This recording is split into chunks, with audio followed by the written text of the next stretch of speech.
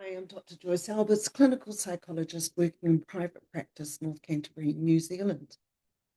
I've been posting a number of videos on my YouTube channel from a clinical psychologist perspective regarding a number of different issues. First series of videos I've been posting is on a high control religious group called Glorival, and there are a number of videos there that you may be interested in. I've also posted a few videos on a trial that was conducted in the United States, first in 2024 and then again in 2025, and that was related to the tragic death of John O'Keefe and the subsequent accusation that his then girlfriend, Karen Reid, caused the death. This particular video is going to focus on a current trial that is underway in Massachusetts, United States, and that is against a woman called Lindsay Clancy. You may wonder, why am I interested in this particular trial, as it is an ongoing trial, and as yet a verdict has not been reached. As a clinical psychologist, part of my training included a placement on a mothers and babies unit here in Christchurch. So at the time, the mothers and babies unit provided both inpatient and outpatient care and was located at the then Princess Margaret Hospital. During my placement within this unit, I observed the initial assessments conducted by psychiatrists and psychologists. I attended interdisciplinary or multidisciplinary team meetings in which the progress and treatment of outpatients and inpatients was discussed amongst the team, which included occupational therapists, social workers, clinical psychologists, psychiatrists, and nurses. I'm pretty sure there was also a medical doctor, but at least the psychiatrists were there. And this was a specialised unit, not just dealing with women postpartum who were experiencing low mood or depression, but also dealing with women during pregnancy, monitoring women who were already identified as high risk, through to assisting women with issues such as bonding and attachment. So one of the things that stood out to me about the Lindsay Clancy trial was that following the birth of her youngest child and leading up to the tragic loss of these 3 children, Lindsay Clancy herself described that she was having difficulty with her relationship with her youngest child, and that she described the attachment as force. So as I'm listening to this trial, that really caught my attention, because that was something that I heard during my placement at this particular unit. So a couple of things I really do want to point out. When I'm making a video such as this, and when I'm posting this on YouTube, I'm not doing this from a legal perspective. I'm not an expert in the law, and certainly do not even have an in-depth handle on issues such as findings of not guilty due to mental illness or insanity. I would point you to various lawyers who are qualified and do practice or have practice in the United States, who can answer and do in their commentary and point to the legislation or statutes related to this that are relevant to the Lindsay Clancy trial. So those are lawyers such as attorney Melanie Little, who I follow extensively.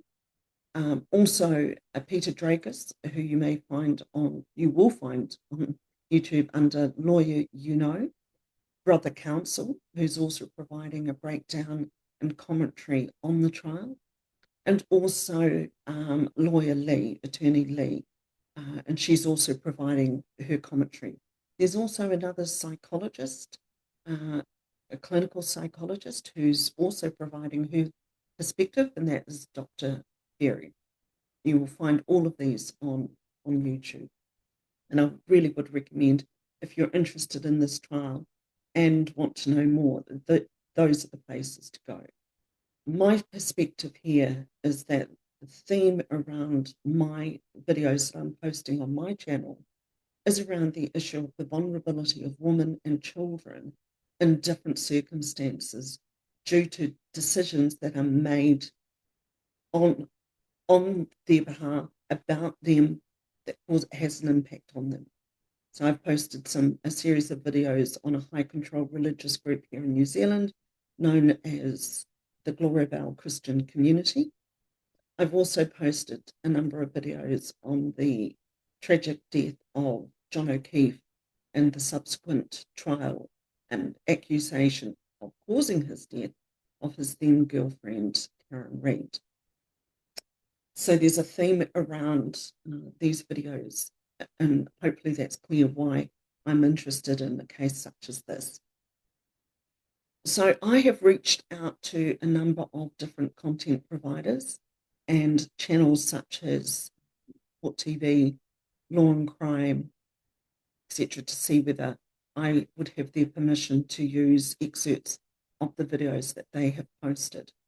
As I have yet to hear back from those content providers, I will not share their videos, but I do have a number of transcripts that I can read from. So this is information that is publicly available. You yourself can go to those YouTube channels and follow this trial yourself and see and check the accuracy of what I'm speaking about. I've also got 2 documents open from 2 different websites, and these are news websites, which you may be interested in. So one is called Biography, and the title of this document is "Who is Lindsay Clancy?" ? I'm going to refer to this document, but again, it's freely available on the internet. You can look this up. So it's they follow a number of true crime cases, and you can find this document, which also provides links to other official documents on which they've based this article on. The second article I've got open is from The Guardian, and it's again related to the United States, Massachusetts, and the subheading for this particular article is Mental Health in Focus in Lindsay Clancy Case. So hopefully that's, again, clear, just reiterating why I'm interested in this. So based on the biography, and just let me see if this one is the date when it was posted. Yes, it was updated on the 27th of July, 2026. So from this document, Lindsay Clancy is 35 years old, and she's accused of 3 counts of causing the death of her 3 children. The trial is underway. Jury selection began on the 20th of July, and opening statements and testimony began on the week later, which was July the 27th, and is still ongoing. So while it is Monday here in New Zealand, the next day of the continued hearing for us here in New Zealand will begin in the early hours of Tuesday morning, which will be Monday in the United States. So who is Lindsay Clancy? Oh, according to this document, she was born in 1990. She was raised in Wallingford, Connecticut. She attended, it says here, a rigorous accelerated nursing program at Massachusetts General Hospital, and then worked as a labour and delivery nurse at the same facility for 9 years. In December of 2016, Lindsay married her then husband, Patrick Clancy. They had 3 children. I'm not going to name the children, but you can find information related to these children in various court documents and news articles. They had a daughter who was born in December of 2017. They had a son who was born in September of 2019, and then the youngest son was born in May of 2022. Now, I'm going to be focusing in particular on two psychiatrists who have given evidence at this trial. The first psychiatrist, Dr. Goodheart, she gave her evidence under direct and cross-examination, and she was followed by a second psychiatrist, Dr. Jennifer Tufts, who was working in a private facility. Now, I'm going to give some dates because these dates are really important, and hopefully at some stage I'll be able to put together a timeline. So, as I said, the youngest child of Patrick and Lindsay was born in May of 2022. In September of 2022, so this is when the baby was still literally only months old, Lindsay had noticed that she was really beginning to struggle. Her mood was low, her anxiety was really beginning to escalate. She had not been able to return to work. In fact, they had brought in a nanny to assist in caring for the children as Lindsay was really beginning to struggle. So September 2022 is an important date. December of 2022 is a very important date, as is the 1st of January. And tragically, the 24th of January is also an important date. I'm just going to double check the date there. I am pretty sure it was the 24th of January. Let me jump. Yes, 24th January 2023.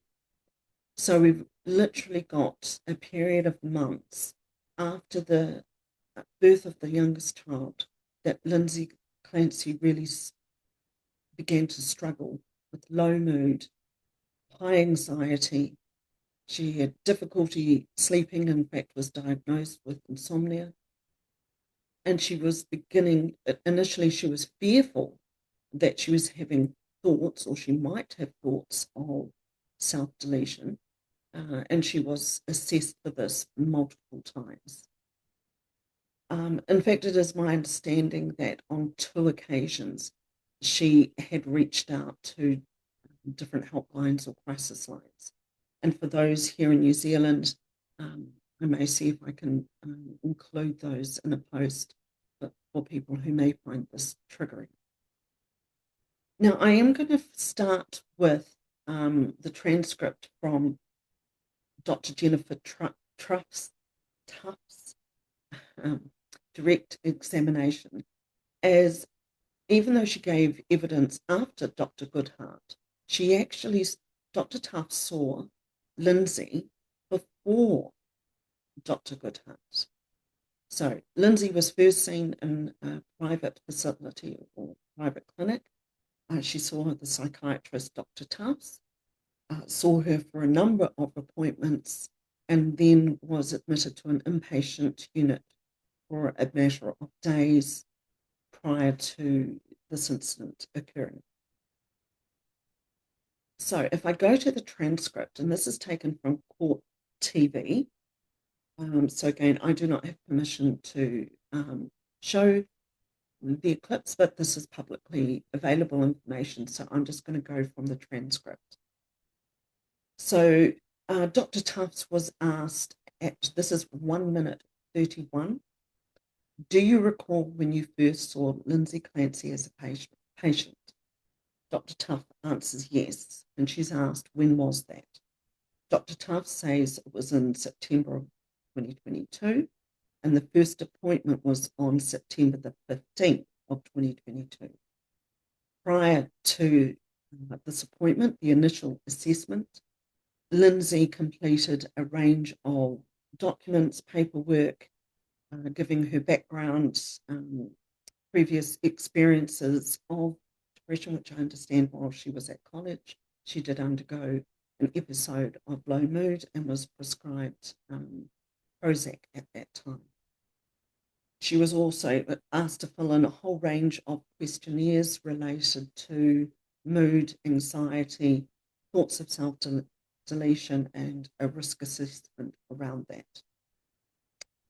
it was noted that the paperwork that Lindsay completed prior to the initial consultation with Dr. Tufts was extensive, included past health history and past psychiatric history, medications and what medications were taken in the past, what therapist or other doctors she had worked with, what her primary care health providers were, etc. So quite a comprehensive pre-consultation review.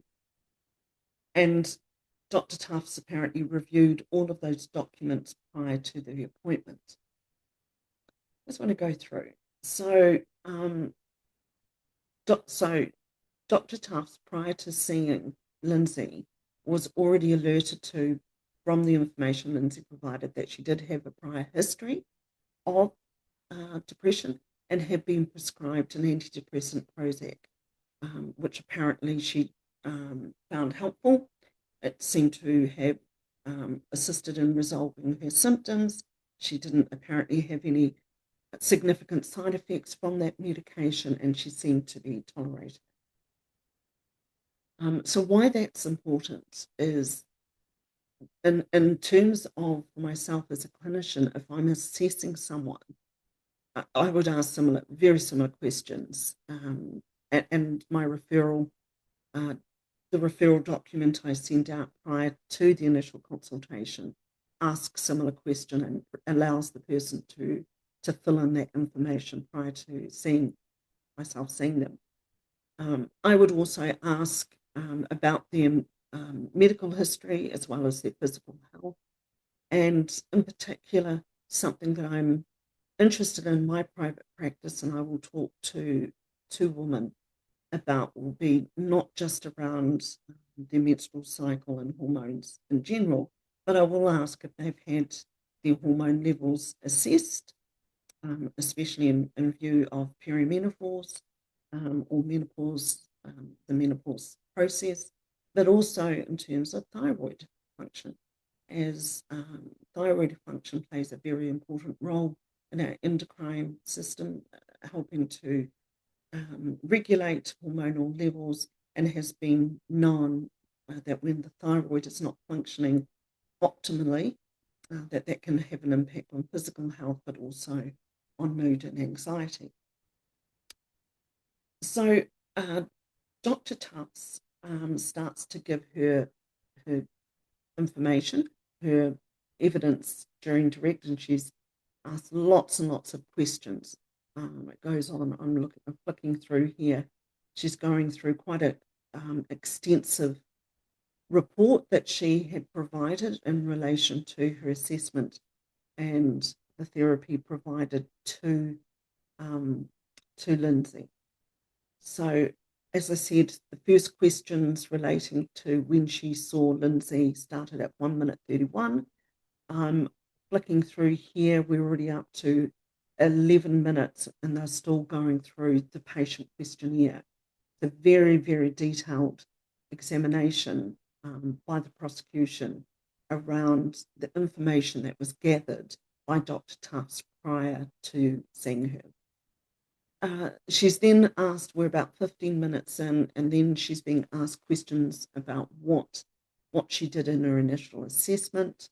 She said that she was asking questions about symptoms of mania, hallucinations, both auditory and visual, and any other symptoms such as manic episodes, etc.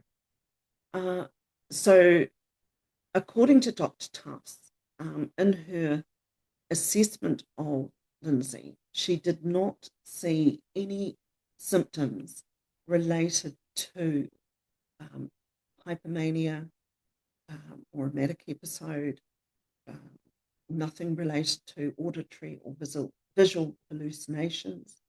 And she's asked at 17 minutes 42. And she's asked, now you mentioned that part of the initial evaluation is looking for signs of psychosis. Is that right? Dr. Tufts, yes.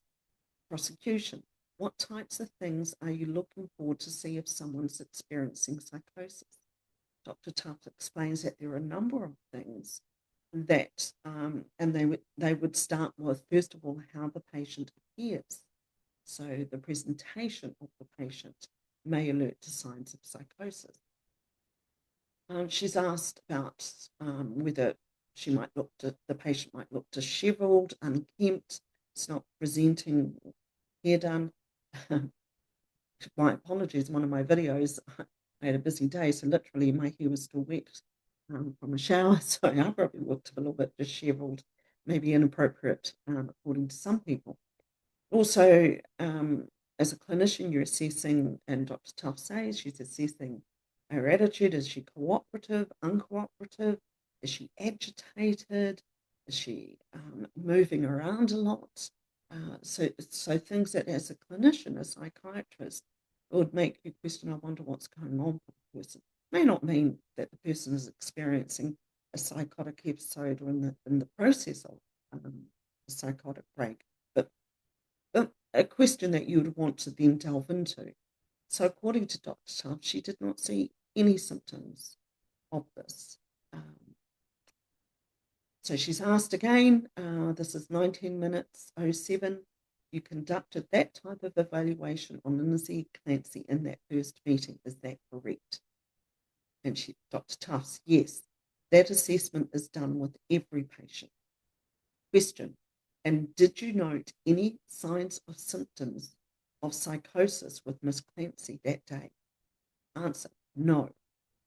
Question, do you also, in addition to the observations you're making of the patient that day, are you also asking questions about their past behaviour and things that have happened to them in the past that might indicate whether psychosis is an issue?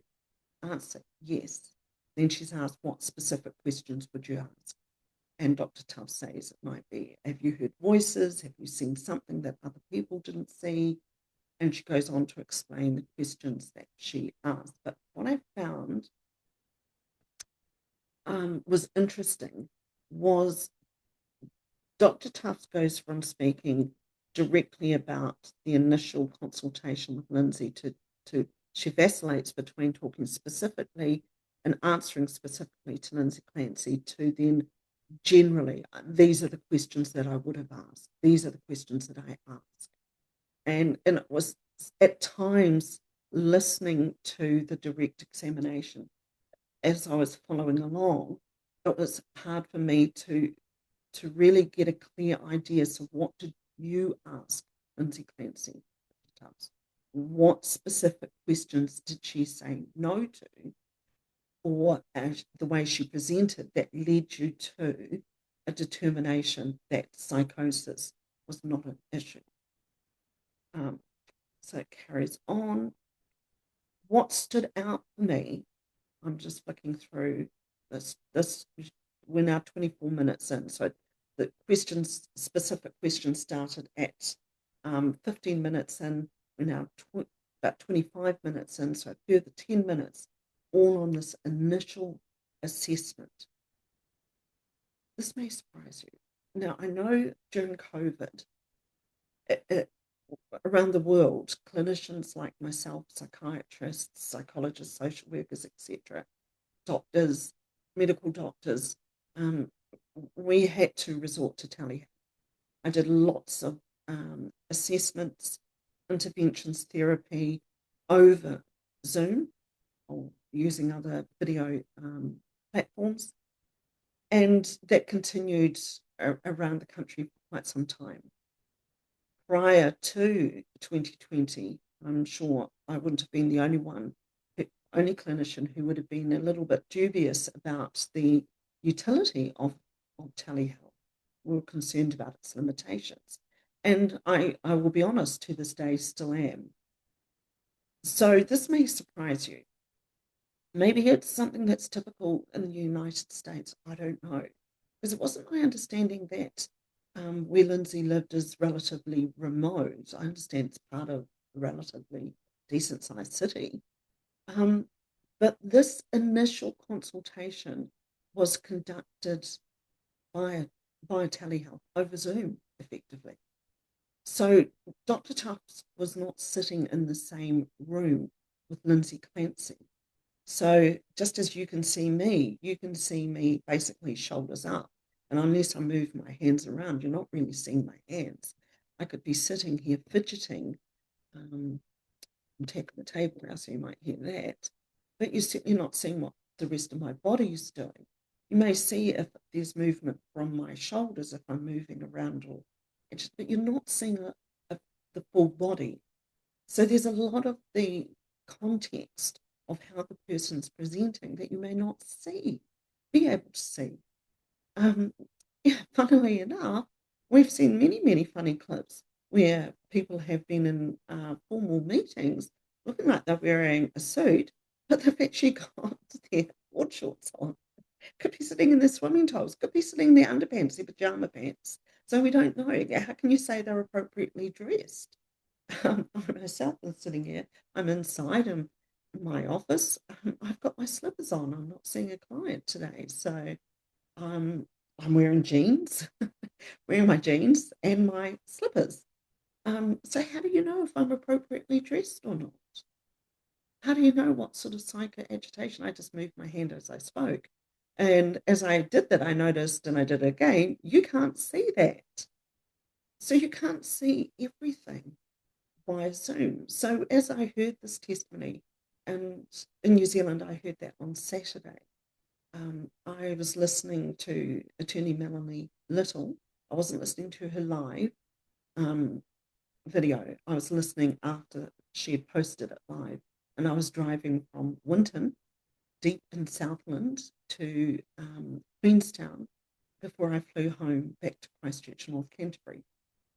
And I'm hearing her give this evidence about this initial consultation. And yes, the in-depth questionnaire that Lindsay Clancy filled in prior to the appointment.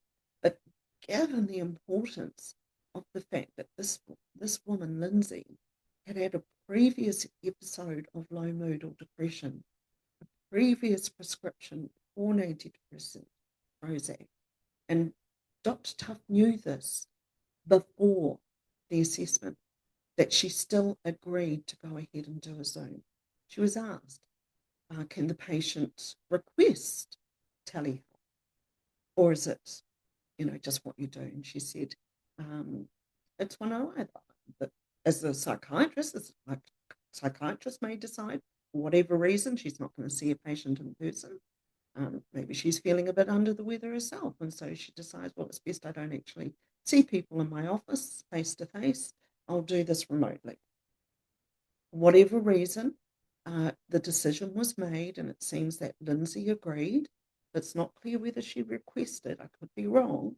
And if she did, that would have made me query if I had a client who said the very first consultation with me they want to do remotely over video or Zoom, telehealth, however you want to describe it. I would want to know a little bit more about that. What's the obstacle for them to come and see me in person? Is it transportation? Do they have access to a vehicle? Like, can someone drop them off? I do live in North Canterbury, which is relatively rural, but I would then make allowance for that. I even do in some circumstances, I do home visits. But I'm really reluctant to do my first consultation with someone over Zoom or via telehealth. I want to see them in person. I want to see, are they going to come alone? Are they going to bring a support person? Do they drive themselves? Are they dropped off? I even watch as they approach my office. How are they walking? Are they walking slowly? I've even had people standing literally outside my door, it's a sliding door, and in a state of high anxiety, literally shaking, even crying, but really struggling to make that first step into the appointment.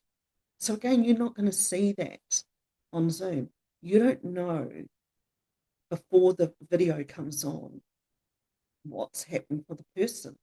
It's one of the reasons I like to have a sliding door, or if I use another office, I'll have the door open, is I really want to see the person. if there is a waiting room, of course, I'm going to go to the waiting room. I want to get an idea of how are they before they come into the appointment. So again, this really surprised me that given the information that Dr. Tufts had available to her, she agreed to this. Okay, so there's that one. But all of Lindsay's appointments with Dr. Tufts were over Zoom. They were not in person. Not one of the appointments that Dr. Tufts provided to Lindsay was a face-to-face, in-person assessment. The other thing that stood out to me was the number of medications that Dr. Tufts began to prescribe. So from that first assessment, and it doesn't sound like it was a particularly long assessment. Yes, I appreciate all of the documents that were filled out beforehand, but it wasn't like, well, my assessments, my initial consultation typically goes for 1.5 hours, because that's how long it takes for me to go through with the person, asking the questions. And I like to do that in person because I want to hear their tone of voice. I want to hear their perspective on what's happened and what is currently happening. I don't just want them to fill out check boxes and, questionnaires without getting context. I hope that makes sense. But from this first appointment, the initial consultation, 2 medications were prescribed. Sertraline, and sertraline is also known as Zoloft, and it's a selective serotonin reuptake inhibitor. So it's Prozac, you might say, would be like the first generation of a selective serotonin reuptake inhibitor, and Zoloft is a later version of that or type of medication. And my understanding is that it's would be the preferred medication for low mood and anxiety in a mother who's postpartum and still breastfeeding. That is my understanding for the rationale. But right from that first appointment and the first assessment, medication was prescribed. Now, why that's important to me as a clinical psychologist is that as clinical psychologists, we do not prescribe medication. We're not trained to prescribe medication, but we do receive training in understanding how different medications work, such as medications that are prescribed for low mood, depression, anxiety, mood regulation in terms of bipolar, so medications such as lithium, for example, right through to medication that might be prescribed for severe psychosis, schizophrenia, such as haloperidol or risperidone, those sorts of medications. So we do have training, and we do complete training in that, but we do not prescribe. And myself and my colleagues would not want to prescribe. Our first line of approach is not necessarily medication. We see medication as valuable and viable, especially when a patient is or a client is presenting with significant anxiety or mood dysregulation that would impact on the type of therapy that a psychologist would provide. And then we would see the medication as an adjunct to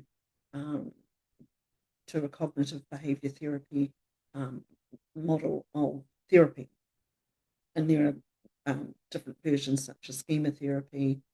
There is dialectic behavioral therapy, DBT. So these are various forms that fit under the umbrella of cognitive behavior therapy. You might have heard of EMDR, which is like the eye movement regulation to help work through traumatic memories.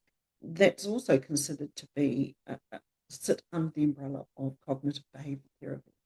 So if somebody is really struggling, for example, hearing voices, hallucinations, trying to do cognitive behaviour therapy of some form is not necessarily going to be as effective until we get those symptoms to a manageable level. Likewise, if somebody's in a very high anxious state where their anxiety and their worries are overwhelming to the point where the person is physically shaking and crying, it will be difficult for cognitive behaviour therapy of any form to be effective. So we would then see the agent of medication to help bring the symptom level to a point that we can then address the underlying cause of those symptoms using a robust therapeutic approach. And that, in fact, was what Dr. Tufts had recommended, that Lindsay would do both medication as well as a talk therapy or cognitive behaviour therapy. However, she said the person in her medical practice who provides that was a licensed counsellor, but I'm not clear to this day, maybe that will be cleared on cross-examination, what the qualifications of that counsellor are. So I would not refer to myself as a counsellor. I'm a clinical psychologist. I may refer to myself as a clinician, but I wouldn't refer to myself as a counsellor. So I'm not sure whether this person has a counselling degree, whether this is a social worker who has done courses in counselling. I really can't tell you. I don't know the level of training or qualification of the person who was providing therapy. And also it's not clear, I may have missed that, but it's not clear whether the therapy was done in person either. The impression I have from listening to Dr. Tufts' direct evidence is that she gave, the therapy was provided over Zoom, just as Dr. Tufts would. So Dr. Tufts began to see Lindsay in September, began prescribing medication. And it's important to note that medication of this type takes time for it to become effective. And appropriately, as any psychiatrist I'm sure would do, Dr. Tufts prescribes the lowest level to begin with. And the idea being that you would increase the dose to reach a therapeutic level of the medication for it to be effective. Also, it gives the client time to adjust to the medications and to note any side effects. Some of these medications have quite significant side effects. Side effects can be nausea, gastro problems, through to drying of the soft mucus. So people on certain medications may not be able to produce saliva as a side effect. And also, of course, at this time, Lindsay was breastfeeding. So the clinician or psychiatrist would be concerned about what medication may possibly go into the breast milk and then, of course, have an effect on baby. So she's asked, Dr. Tufts has asked about her rationale for Zoloft and why she prescribed that, why prescribed at a certain dose. Remember, I said the questions about the initial assessment went on for about 10 minutes, 15 minutes into 25 minutes. That's the pre-assessment information. Then there's about 10 minutes on her initial assessment, and now we're talking about what therapy. I'm just flicking through, because what happened was within a very short period of time, the medications changed. So let's go back. So the first appointment was the 15th of September 2022. She's prescribed Zoloft or sertraline. Let me see if we go on to, it was, so in the first couple of weeks, she was already beginning to experience side effects from the medication. The medication went from 25 milligrams, and then she was encouraged to increase it to 50 milligrams. So it's noted in Dr. Tufts' clinical notes that there's about the history that Lindsay is 3 months postpartum. She has a 4 and a 2-year-old, as well as a baby, a 3-month-old, 4-month-old, and she's feeling overwhelmed. She diagnosed with depression, which in this case would be considered postpartum depression. So it's depression related to the onset of that, related to in part the post-birth, postpartum, generalized anxiety. Where else we're going on? I just want to see if I can find the next one.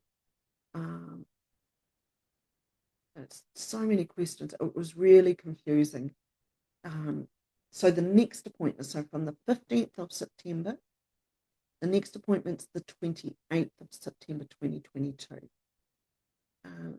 So they discussed the medication, and this is when Dr. Tufts finds out Lindsay decided not to take the medication. So she's prescribed it, but she said she was worried about getting sleep or the impact that would have on her, that the baby was now sleeping a little bit better, and she said that was helping her, so she decided not to take the medication.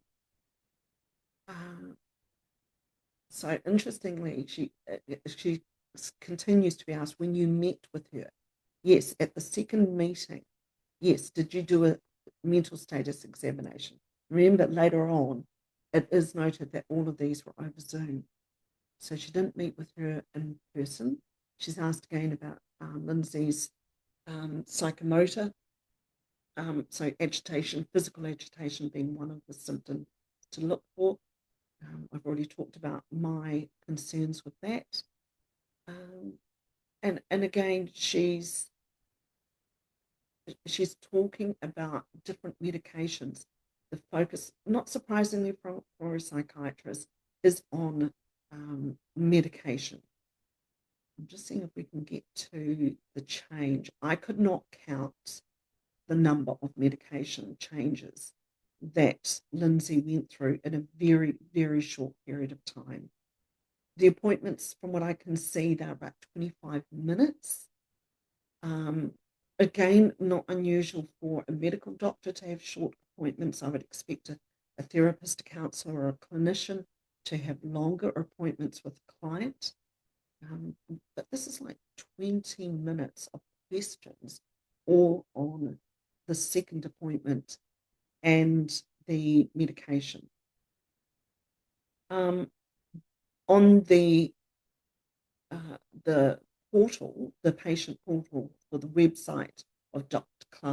Tufts Clinic, there was a message from Lindsay Clancy on the 30th. So remember, she sent on the 15th, then the second appointment, the 28th, and then she messages her on the 30th.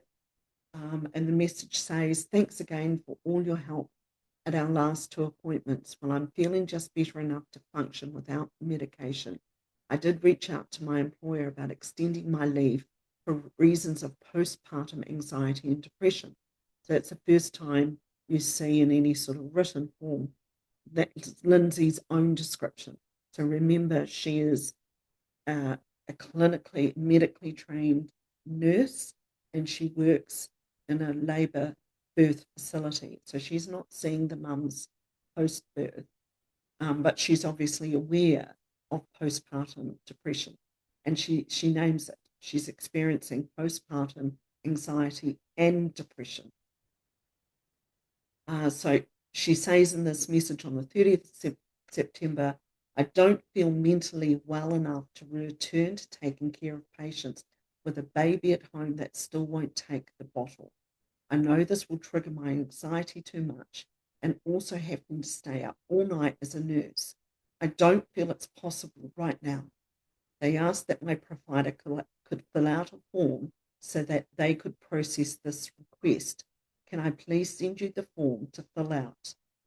And then Dr. Tufts responds on the same day and completes that paperwork.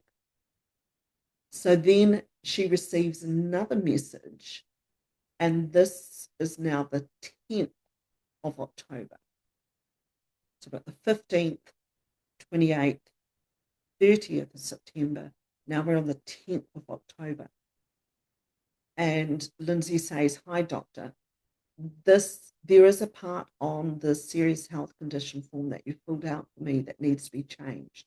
On the second page, you put I could work a reduced schedule of 8 hours per day, 2 days a week. However, we discussed not working at all until January 1st. I think we talked about when I return to work, that is what I could do, but the way it appears on the form, it makes it seem like I can do that now. Do you still have the form to make the adjustment? Do I need to send it back to you?" So here we are. So Lindsay saying, "Can you clarify that? Because I can't do two 8-hour shifts at the moment. We talked about that for when I do return to work beginning the 1st of January. So then, so that was the 10th of October, but there was an appointment, the third appointment for Lindsay was on the 3rd of October. So that, interesting, the question was asked at the 10th or the 3rd. So not face-to-face, Zoom appointments, about 25 minutes each, the second and third one. So the first is the 15th, and I understand that was about 45 minutes. Then a 25-minute appointment on the 28th of September. Now we're the 3rd of October, so that's relatively quick to see her again. During that third appointment, more anxiety was discussed, that it was increasing. It wasn't getting better. And then there was question about whether the medication was helpful, and that she already had an appointment with the counsellor. Okay, so that appointment, the initial therapy assessment, began on the 3rd of October as well. And then, so she's the counsellor, a licensed mental health counsellor. So she's a counsellor, a licensed mental health counsellor, someone who can conduct therapy sessions. But I don't know what sort of counsellor. I see that she is. Is she a clinical social worker? I'm not sure. So go on. I'm just trying to see if I can find lots of questions again. Okay, so the next appointment is the 20th of October, 15th, 28th September, 3rd of October, 20th of October. She's not taking, she hadn't been taking the Zoloft, but she decided that she was going to try it. So again, she described her mood was down, she was tearful, feeling very foggy, feeling very anxious. So now we're on the 20th of October. So it's nearly, it's about a month that she's had 4 appointments with the psychiatrist via Zoom, and things aren't improving. Again, Dr. Tufts has asked lots of questions about psychosis. I want to move forward now because we want to talk about get into December, because December is also very important.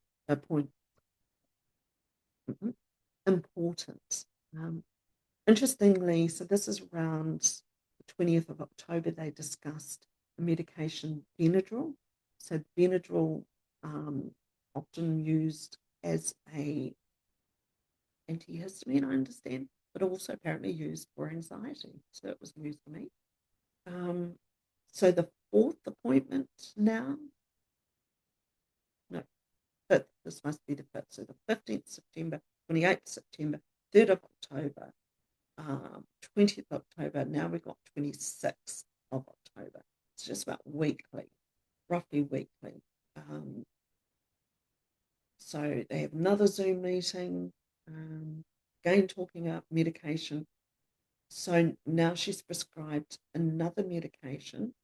So we had the Zoloft, Benadryl, and B-bar. Don't know what that is. I looked that up. Never heard of it. But that's another one for anxiety. She's also told if she felt really anxious, she could take an Ativan. I'm not sure if that's over the counter medication. There's hydroxyzine. It's an antihistamine similar to Benadryl, and that could help her sleep. So they're still trying to address sleep and anxiety. We're more than a month into this. She's postpartum. She's had previous history, and she's seen counsellor. Let's see if we can go through. Her next appointment was the 30th. Her next counselling appointment was the 31st, but Dr. Tufts saw her again on the 30th. So it's like 4 days later, 26th of October and the 40th. Again, she said, this is 1 hour and 20 minutes, and so slow going, the questioning. Some people are listening to it at like 1.5 speed because it's so slow and so repetitive. This is when she's talking, it's still virtual. So she's asked, do you know whether the therapy appointment was in person or virtual? I'm not 100% sure, but I think it was virtual. So again, these people aren't seeing her. They're not seeing her face to face. They're seeing her on a Zoom call. They don't know whether she's wearing her pajama pants. They don't know whether she's jiggling her legs. They can't see everything. So it really shocked me, and I couldn't understand why. I'm just going to pause this for a minute if I can. My apologies, that was an incoming call, which I have just diverted so I can follow it up. So now we've got 1, 2, 3, 4 medications are referred to. So this is in October. Remeron, Trazodone, I think Helpline, and hydroxyzine. This is from the transcript, so the transcript might not be 100% accurate. And then, of course, the Ativan. So she had an alternative she could add to, which I gathering is across the counter, so you can buy that at a pharmacy. So we've got about 4 or 5 medications, and we're just over a month into it. And what concerns me here is that I'm not seeing her in person. Her symptoms aren't improving, and I appreciate it takes time. You don't want to chop and change like 1 week to another. And she didn't want to take the Zoloft initially, but then if she wasn't taking a medication initially, what was the alternative? Could not the frequency or the intensity of the counselling, the talk therapy have been amped up to see whether that would be effective. So the psychiatrist is relying on the medical model of prescribing medication with an adjunct of the talk therapy. And even though the patient was not initially taking medication, or the medication not being effective yet, symptoms were increasing, but it didn't sound like they were trying to increase the intensity or the frequency of the cognitive behaviour therapy. So now we're going to jump ahead to November. This is 22nd of November 2022. And Lindsay says, look, she's looked at another program. And the inference here is that Lindsay was maybe not 100% satisfied with whatever therapy or service was being provided by Dr. Tufts. And so she sought out another program, and it was the South Shore Perinatal Mental Health Clinic. So now the psychiatrist, Dr. Tufts, finds out that there's another medical provider, a program that is going to be involved in her clients, Lindsay. So Lindsay being the client of Dr. Tufts, and another provider is now involved. And she says she was enrolled in that program, and it sounded like she was going to transfer her care from Dr. Tufts to the South Shore Perinatal Mental Health Clinic. She's asked, Dr. Tufts has asked, did she tell you that she was starting a new medication? Dr. Tufts said yes. What did she tell you she was starting? And Lindsay tells Dr. Tufts she's starting Prozac. And again, there's questions about medication, tapering it off. She'd been prescribed, so one of the medications she'd been prescribed by Dr. Tufts was a form of Valium, benzodiazepine, or something along those lines. And so now we're in the 22nd of November. The next appointment is the 1st of December. So now we've got, sounds like 2 clinics involved. So how is it that you know she was planning on transferring her care? But she told you on the 22nd of December, but then on December 1st, she has an appointment with you, Dr. Tufts. So patients can schedule their own appointments. I'm not involved in the scheduling. I can schedule a patient appointment if someone asks me to, but they can schedule it without my awareness. So she had scheduled it. Okay, this is a question. Okay, so she hadn't reached out to you in advance to ask about it. She just scheduled an appointment with you for December 1st, 2022. Okay, so they talk about that. Appointment, still continuing, lots of difficulty with sleep. She tried a few different medications, medication combinations. She's on trazodone, Ativan, Benadryl, Prozac, combination of Remeron, Klonopin, and it's just at this stage. So I'm listening to this and I'm going, but none of these medications seem to be working, and it's like you're just going to throw spaghetti at the wall and see what sticks.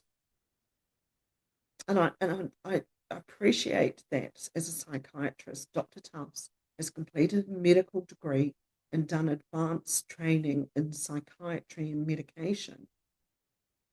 But that's what they're relying on. And the doses are low, they're working them up, seeing if she's tolerate them, but they're continuing on that path. Now, why I'm saying December is important, because in December, according to what her ex-husband testified to, Lindsay twice rang Helpline in crisis. So 2 medical providers, South Shore, Dr. Tufts, medication, lots of medication changes, not even sure which medication is at a therapeutic level, which medication is causing side effects. How often is she going for counselling? Is the counselling sufficient? Is the counselling addressing what it needs to be addressed? What are the treatment goals? Counselling, maybe that's going to come out. So that's December. So now I want to jump over to Dr. Goodheart. Now, I am just going to see, right. So now we're at the 1st of January, 2023. So from 15th of September to the 1st of January. 1st of January, Lindsay arrives at a hospital in the early hours of the morning. She's assessed in the hospital, and it is decided that it's recommended she has inpatient care. So she's transferred. So I understand the transfer is like by ambulance or some sort of medical transfer to a mental health facility. It's part of the Massachusetts General Hospital. And that was because of concerns that Lindsay had turned. I'm going to pause again. My apologies again, interrupted by another phone call. So I'll deal with that later. Okay, so we're jumping now to the 1st of January 2023. So just quick recap again. From the 15th of September till at least the beginning of December, Lindsay was seen by Dr. Tufts. Around the 22nd of November, she was looking to transfer to another program, the South Shore Perinatal Mental Health Program. Medications changed. December, I understand, according to her husband, she was really struggling, lack of sleep, high anxiety, in distress. She's called a helpline.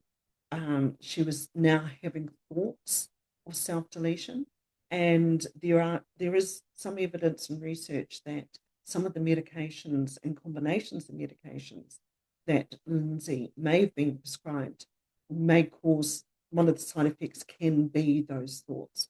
She'd been previously concerned about those thoughts occurring. Now they were occurring, and she's reached out to a helpline. However, she didn't receive help from the helpline, as I understand, from the crisis team, due to the fact she wasn't able to or did not articulate a plan. It was thoughts, but no plan. And that is important. It's part of my risk assessment that I do as well. I don't just ask about the thoughts, I ask about a plan, whether they have access to act on the plan, whether attempted to act on the plan, and of course, previous attempts would increase those risks. And you're looking at factors that the risk is there. The risk is there for all of us in some form. Any one of us can go through an incident where we're highly distressed, and those thoughts may pop up. That's not necessarily a direct concern or high risk. And also those thoughts can pop up, and they may or may not be linked to an episode of depression or major depression or any other mental health issue.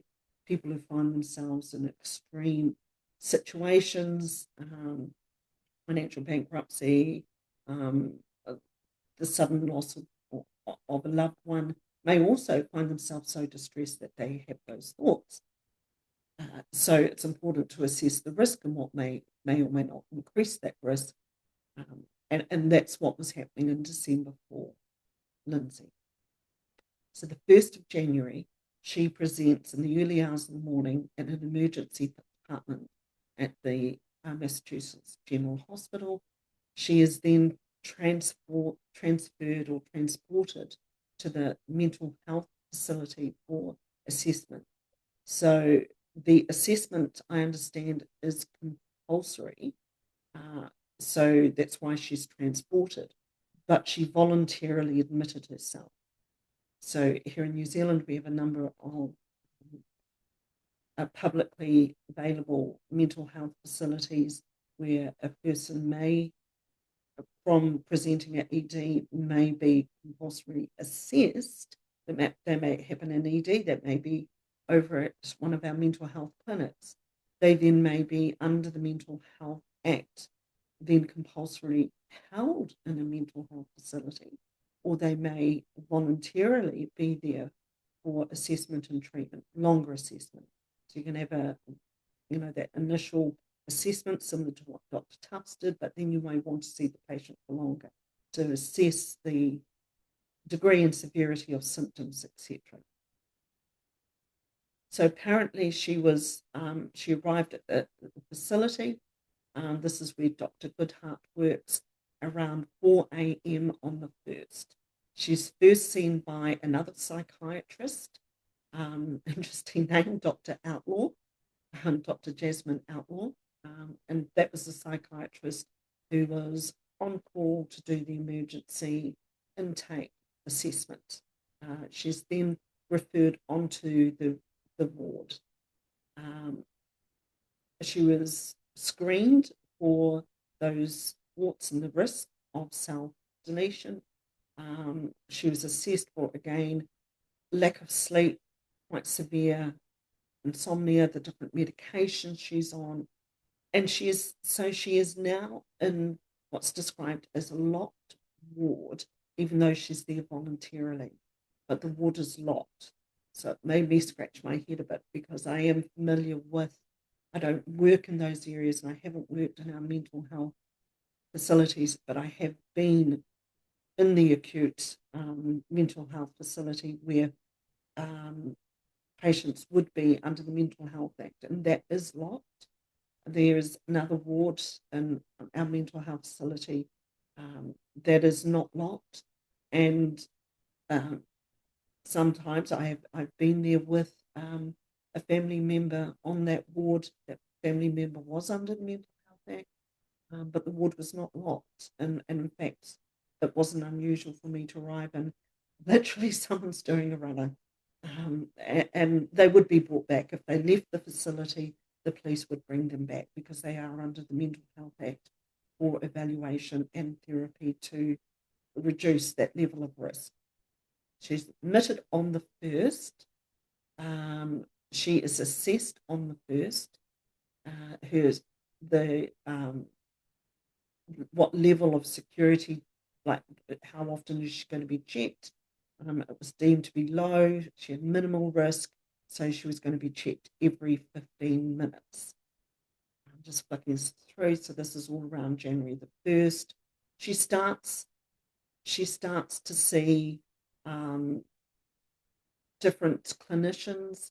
So the next psychiatrist she sees, which is later in the day, around 12:47, I shouldn't say around because it's 12:47 p.m., fairly specific, the same day. So she arrives 4 a.m. Around 12, 1 o'clock, she sees a second psychiatrist, Dr. Madva, and she sees that psychiatrist, more assessments, more discussions around medication. This is all January the 1st. There was a plan for medication. She was complaining. Lindsay is still complaining on the 1st. She's telling the psychiatrist she's got, a number of symptoms, severe symptoms, more than one symptoms. And she also talking about the degree at which these medications are impacting on her. She's telling them that she's experiencing numbness, and it's my understanding is this is not physical numbness. It's not like pins and needles. This is the emotional numbness. So a very flat effect, not able to experience joy or pleasure. So as a clinician, I'm hearing this and I'm getting really concerned for this woman. She's been seeing psychiatrists, been going for therapy for months into this now, and her symptoms are worsening. They're not improving. Change of medication. She's now on another medication. So they try that. They look at some of the other medications she's been on before, and they're increasing them. So the next time she sees a psychiatrist is the next day, January 2nd. So she sees Dr. Madva again. She had reported that when they reduced one of her medications, she did get better sleep. But sleep in these hospitals, anyone who's slept in a hospital or a ward, let alone an acute mental health ward, knows you're not getting good quality sleep. And she has to be checked every 15 minutes. Doesn't mean they're waking her up, but someone will be checking on her, and that will involve shining a torch on her face just to make sure, just check that she's okay. Okay. So let's have a look.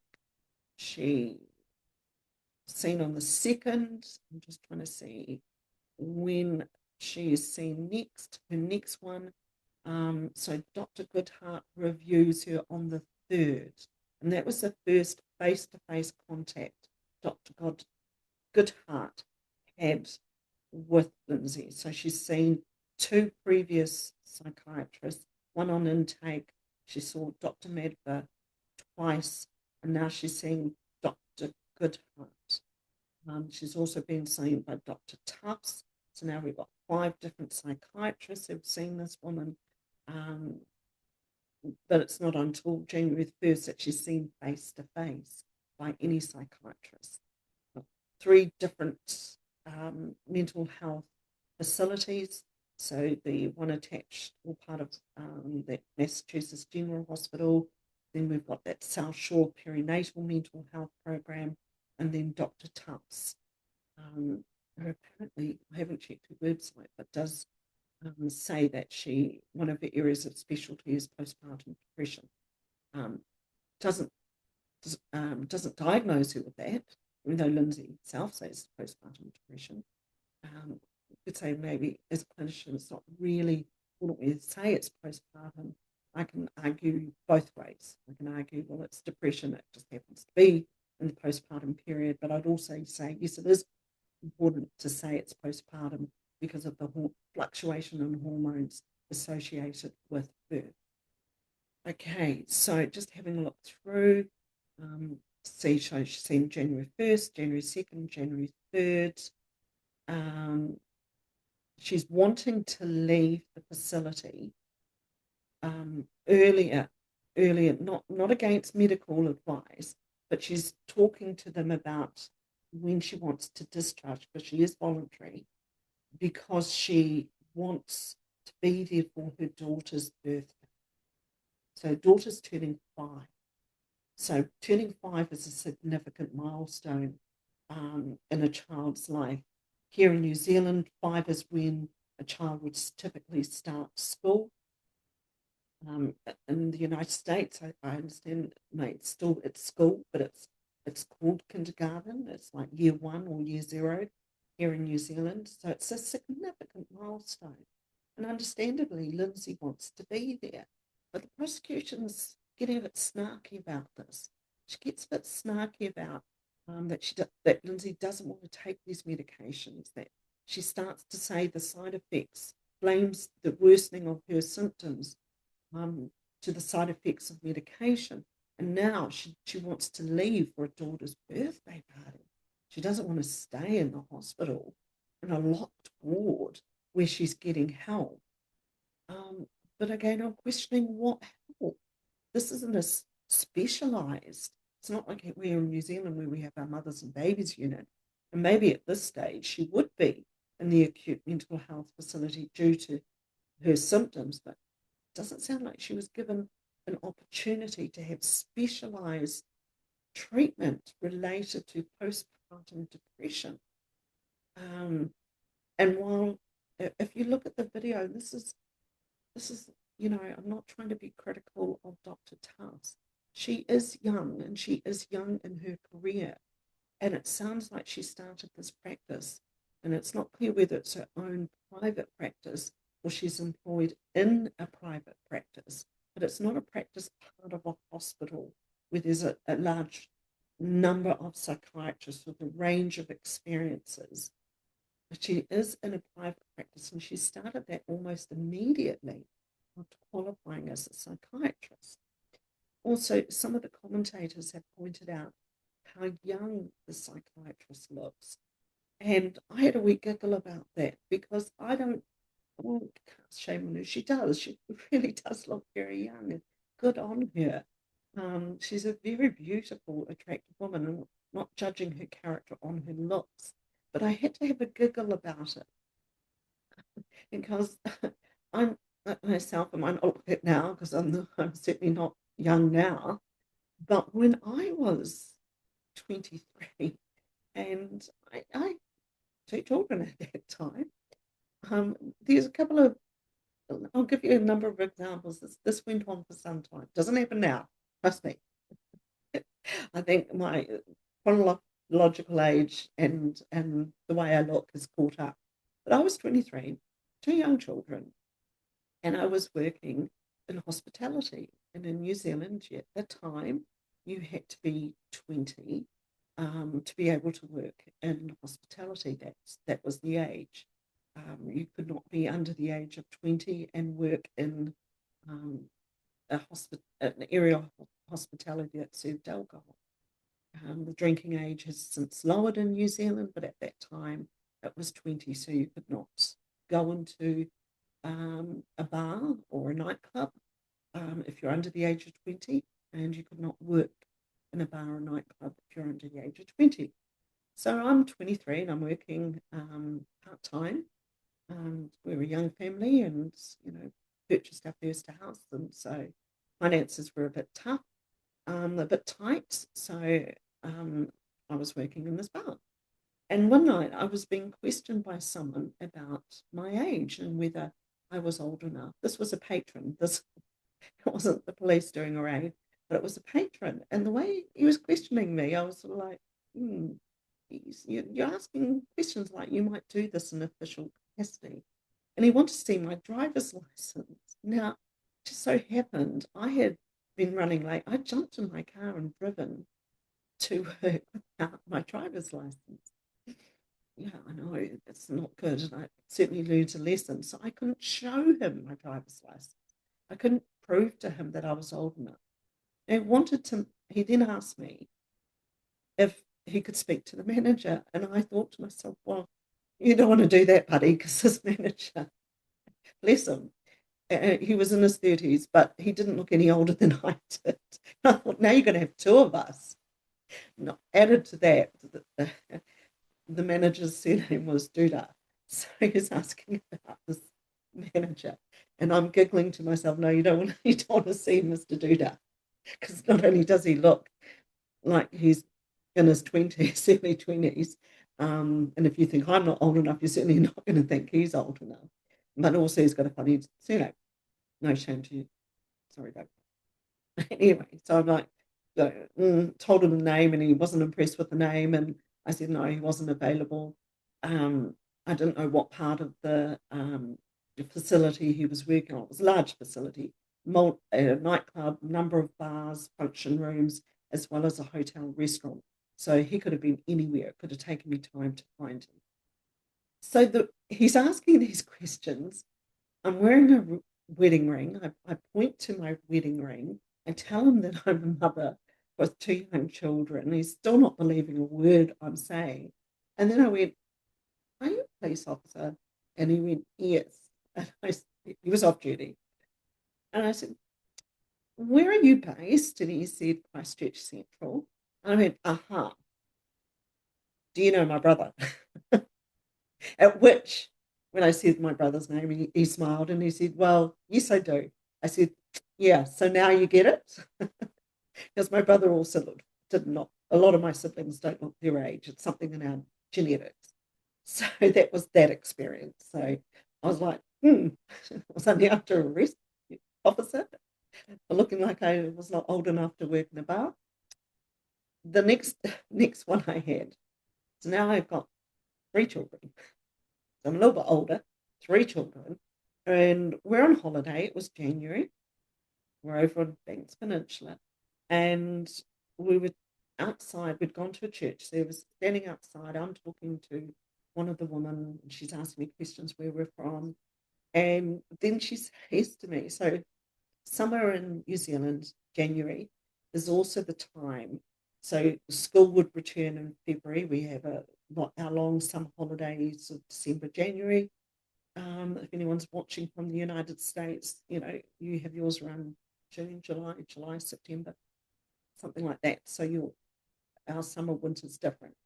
Also, it's around mid-January is when the high school exam results come out. And at the time we had an exam called school certificate. And typically you would sit that when you're about 15 years old. It's all changed now, got different names, but it was school certificate. It was like your first major exams. This is when you're getting into your senior high school years before you might go off to university or college. So this lady's asking me where I'm from, and I said, oh yeah, we're on holiday, we're staying at one of the local bays, camping in a tent. And she said, oh, you must be getting nervous, dear. And I went, nervous? About what? And she said, oh, school certificate results come out this week. And I'm like, see that man over there and those three children? That's my husband. Those are my children. And she went, oh. So she literally thought I was like 15 or 16. So Dr. Tufts, if anyone's giving you a hard time about your age, yeah, I'm feeling for you. One of the last ones he had, I still think this is funny. Now my husband and my mother-in-law and our three children, we'd gone on a holiday. We were traveling down south, and we went to a place. It was a museum, and there was a small nominal fee to get in the museum. So it was like $1, $2 for adults, and children under the age of 15 were free. So I'm standing with the children, talking with the children. I think we might have had a couple of foster children with us at the time, visited. And so we might have had 3 or 4 kids with us, as three of our own and a one additional one. And my husband's trying to give the lady in the museum $3 for the 3 adults. And she said, no, it's only $2. And he said, no, it's $1 per adult. And she said, yes, that's for you. And she points to my mother-in-law, my husband's mother, for you and this lady. And my husband points, I didn't hear this. My husband points to where I'm standing. He said, yeah, but that's my wife. She's not under the age of 15. That's my wife. And I'm pretty sure I was in my late 20s by that stage. So that's my little funny story. I had to have a wee giggle. But why I looked at Dr. Tufts, not only does she look young, and she's gone through her medical training, psychiatry training. It sounds like she's gone all the way through from finishing high school or college, university, medical school, psychiatry, and into private practice. And working in an area of mental health, which is quite a specific area, postpartum depression. And she's only got like 3 or 4 years under her belt of experience. Everyone has to start somewhere. I get it.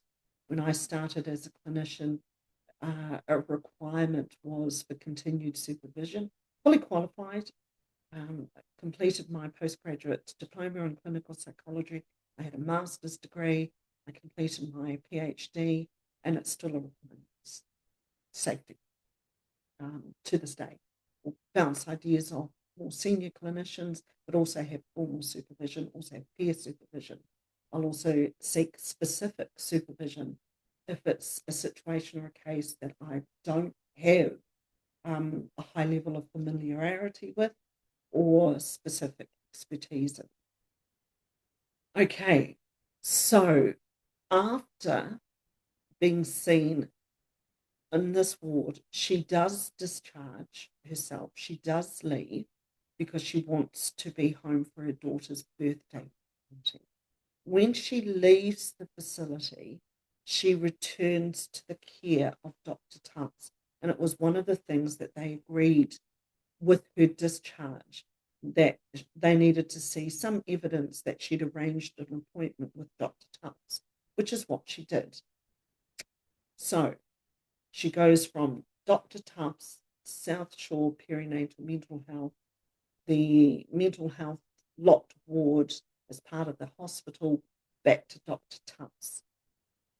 One of the things that is going to come out, and I hope will be explored more in cross-examination, is the degree of communication between any of the clinicians, the psychiatrists who are working with Lindsay. Yes, in the hospital, in the locked ward, there were the 3 psychiatrists that she saw.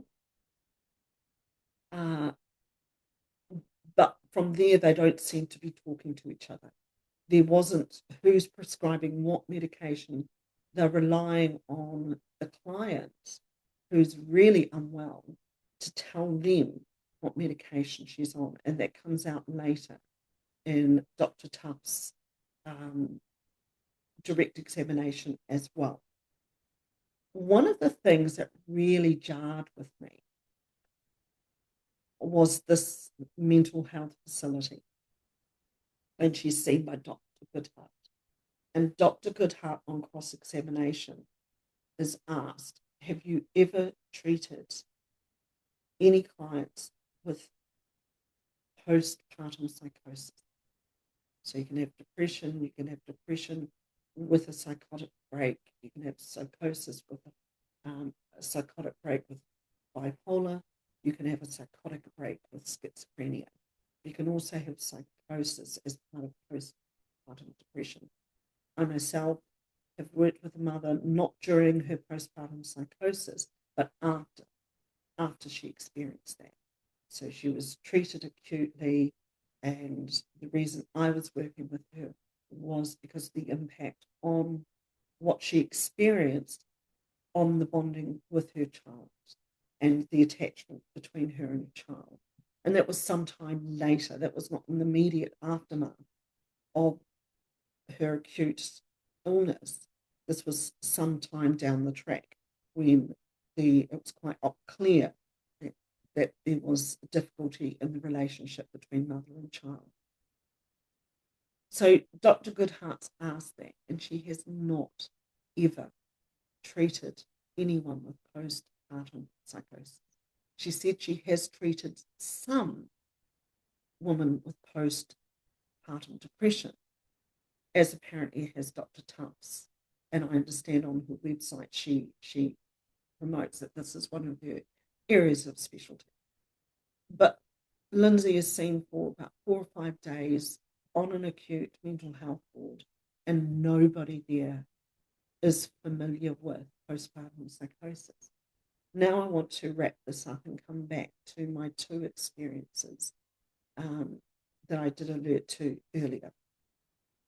So the one experience that really, really concerned me and has some sort of alignment to this, it's not tragic, but I was asked to assess a mother and her capacity to care for her children, and this was as part of a contract I had at the time with our Care and Protection Service, our statutory organisation, Oranga Tamariki. The social workers had already gone in to see this mother, and this was due to concerns from the follow-up, perinatal follow-up, postpartum follow-up, I should say, postpartum follow-up that this mother was having after the birth of 2 of her children. And when the social workers had visited the mum and they had knocked on the door, the mum did not answer, and then they left a card.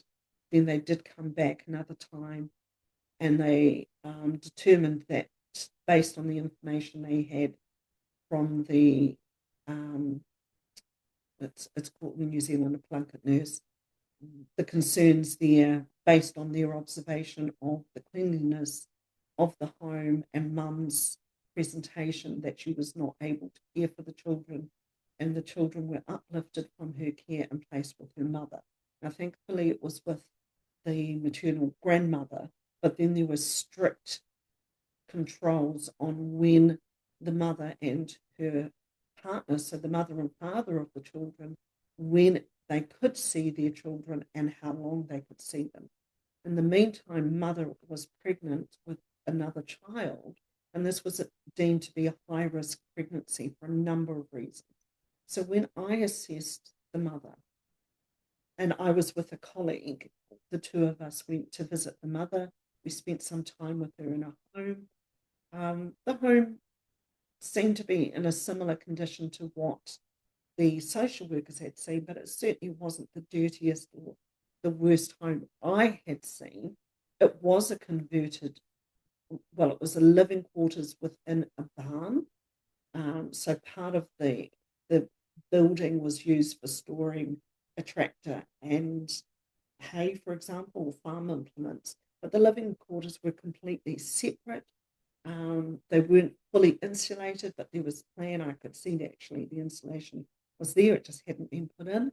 It wasn't the newest, flashiest accommodation, but it certainly wasn't the worst. Certainly wasn't a caravan. Certainly wasn't cold and freezing. Yes, the carpet and some of the furnishings had seen better days, you could go into many homes. So I was left scratching my head as soon as I walked in as to what I had read on file and the concerns of the social workers that led to that decision, and then what I saw. Now, very quickly in my assessment with Mum, I became concerned about her mood, and I was trying to unpack, is that because of the children being uplifted, or is this a situation where I'm actually seeing someone who is experiencing postpartum depression? But given the fact that she's also pregnant and knows that this is a very high risk for pregnancy, both to her physical health as well as baby's health. So I reached out to the Mothers and Babies unit because I had worked on a placement. I'd been on placement there. So I knew what they could offer. And I knew as a clinician that the best people to assess this woman to answer the question of her mental health capacity were the psychiatrists and psychologists from the Mothers and Babies unit. But much to my dismay, and this may surprise people, but as a psychologist, I could not refer directly. So I'm now going through her GP and I'm stressing to the GP, these are my concerns, and I'm requesting a referral immediately to the Mothers and Babies unit. And the GP did not see the need to do that. And this was a really high-risk situation, and the children being taken away from the parents due to determination of the social workers, yes, care and protection, but nobody had assessed her mental capacity. And I was really concerned that she was showing all of the symptoms that met the criteria for a diagnosis of a major depressive disorder, and it would have been appropriate to define that as a postpartum depression. And this led to a meeting that the statutory organisation, Care and Protection, were going to have. It's called a family group conference. And a decision was going to be made about the ongoing care of the children and whether they would be returned to the parents, whether they would stay with Mum. There was even a question, would they go to the maternal great-grandparents, because the maternal grandmother needed to return to work. And these are little children, these are toddlers. And she couldn't afford daycare for them. They'd been placed in her care and she willingly took them in care, thinking it's just going to be a short time for them to do their assessment.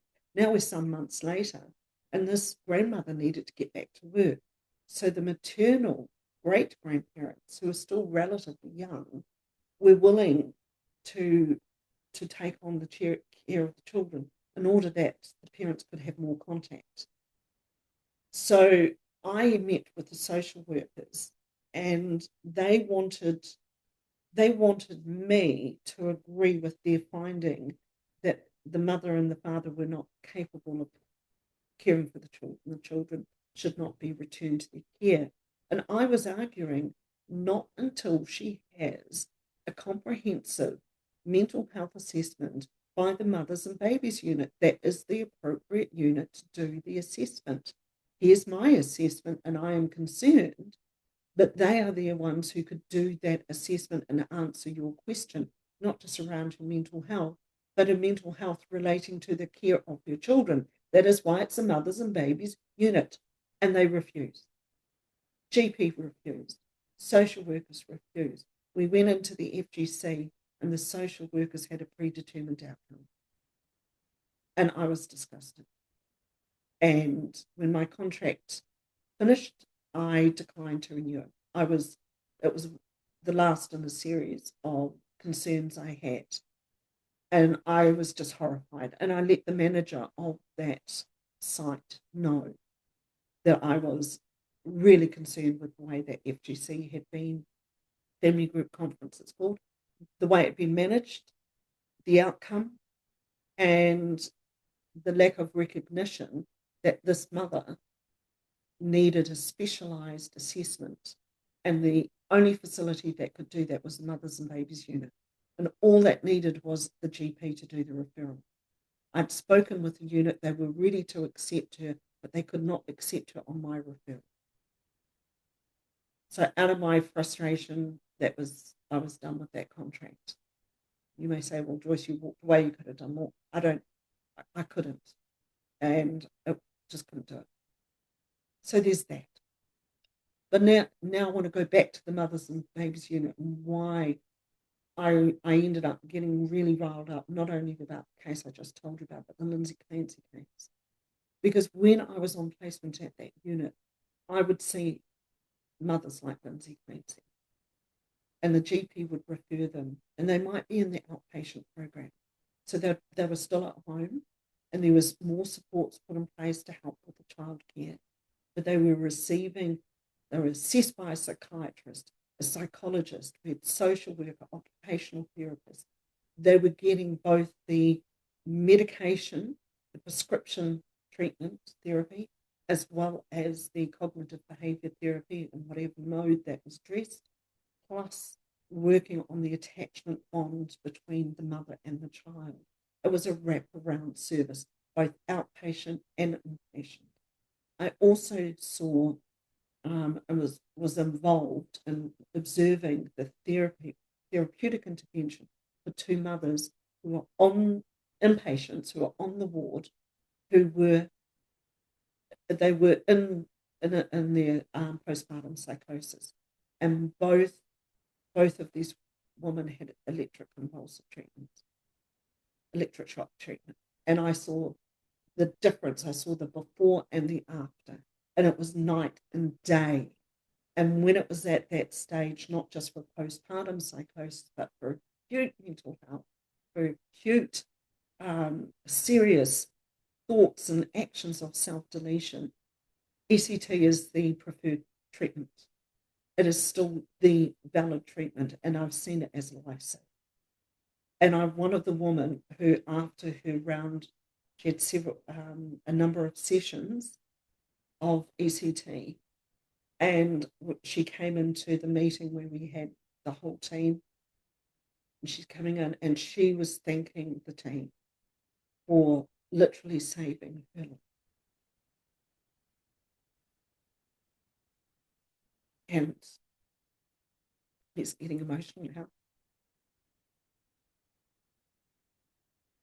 As Melanie Little said, and others have said, this tragedy that happened to Lindsay, her husband, and her children was preventable. This did not need to happen. There were tools and options available to the psychiatrists that were involved in her care under the Mental Health Act, compulsory treatment, including ECT, including the appropriate specialised treatment for this woman that she was not given. It was not made available to her. And when, this may disgust you, when she was discharged, given the website Psychology Today, a pamphlet, and the numbers of helplines. And her follow-up was Dr. Tufts, who continued to see her even the day before this tragedy on the 23rd of January, but had still not seen her in person.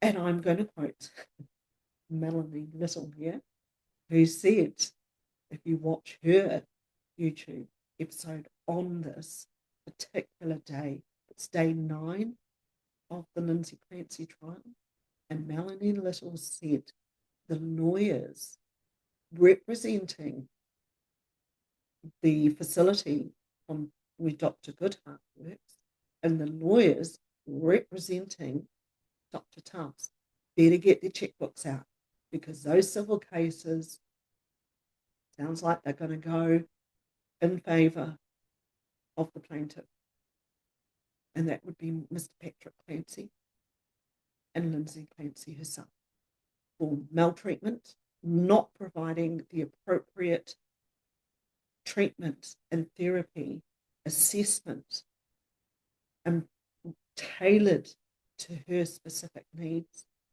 but also the wrongful death of these 3 children, which was preventable. With that, I think I've said it. So this is a series of videos that, as a clinical psychologist, I'm posting because I'm really concerned about the vulnerability of children and females when other people make decisions on their behalf and don't even take time. In this case, pointing at Dr. Tufts. She's on my screen over there. So look at her, she's lovely. Dr. Tufts didn't even see her in person. Medication after medication, increasing medication, decreasing medication, combinations of medication, but not the preferred treatment or assessment in person for somebody who is really, really unwell and is telling you how unwell she is. And a psychotic break can happen. It doesn't happen over a long, slow slide interval.